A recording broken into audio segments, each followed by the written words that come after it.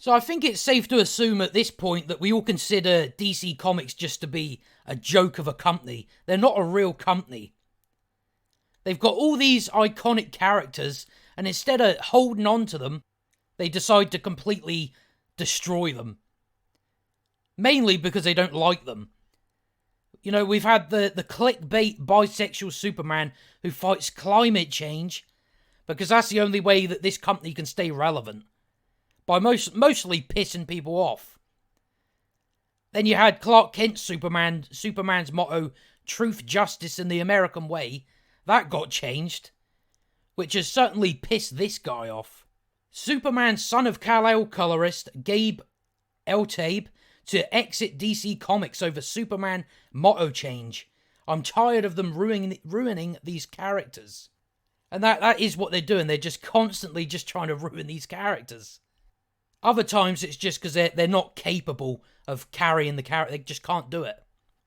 But the only way they stay relevant now is just, oh, well, we've made this character bisexual. Oh, and now this character's bisexual. But it's pissed this guy off so much that he's leaving the company. So we'll go in and we'll see what he had to say about it anyway. After learning of DC Comics' recent decision to drop the American way from Superman's classic motto, Superman Son of Kal-El colorist Gabe Eltaeb has announced that he will not seek to renew his contract with the publisher in protest of them ruining these characters. Appearing on an October 13th livestream hosted by EVS, himself a former contract DC employee, Eltaeb revealed to the audience, I'm finishing out my contract with DC, I'm tired of this shit. I'm tired of them ruining these characters, they don't have a right to do this. At Comic-Con in 2009, I was pushing Jerry Robinson's wheelchair around. That's the man who invented the Joker.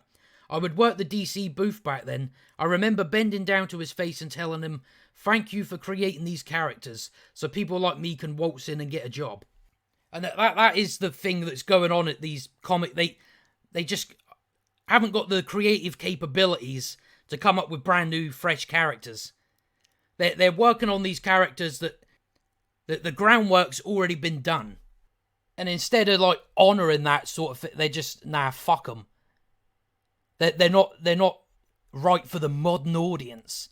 Probably say something like that, I imagine.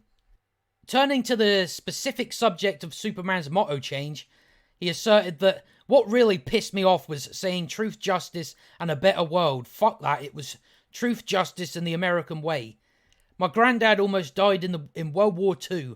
We don't have a right to destroy shit that people died for to give us. It's a bunch of fucking nonsense. He added, they call us bigots and racist and shit. I would ask them, find me in the fucking mainstream, not on the fringes. One book, one t-shirt, one movie that says leftism is bad and conservatism is good. Find it for me.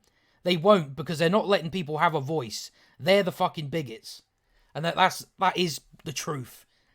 All these people going about calling everybody bigots, it's all projection. Most of us know that at this point.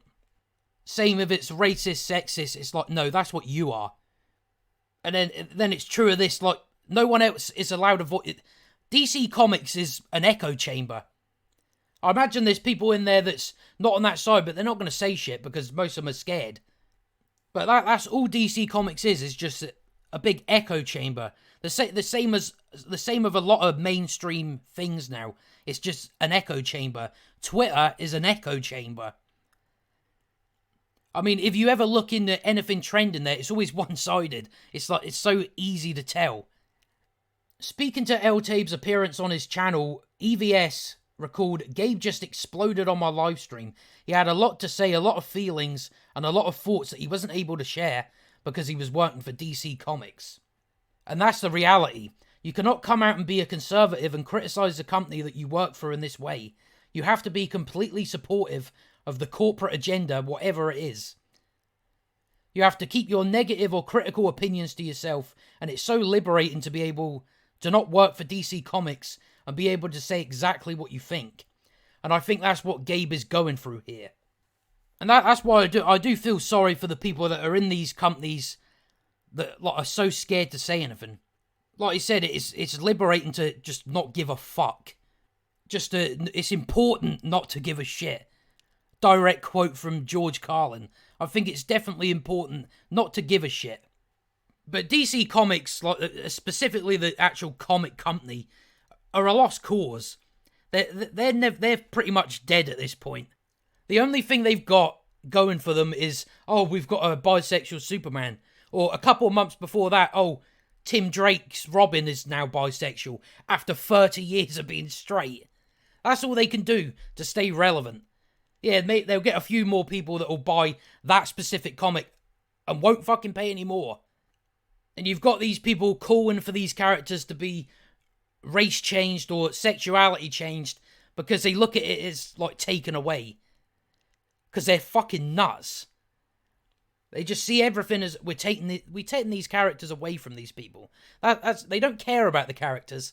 They just care about pissing off like actual fans. I'm not even a big comics guy, but you see it in everything. It's just this constant fucking push for, we need to make this character this. We need to make this character a woman. And it's, why? It's absolutely pathetic. So I wouldn't really hold out any hopes for DC Comics. They're a fucking lost cause. It just saves you some money, doesn't it, really? So, but I still get why it pisses people off. But that's all I got to say on that anyway. So if you enjoyed the video, like and subscribe, and I'll see you next time.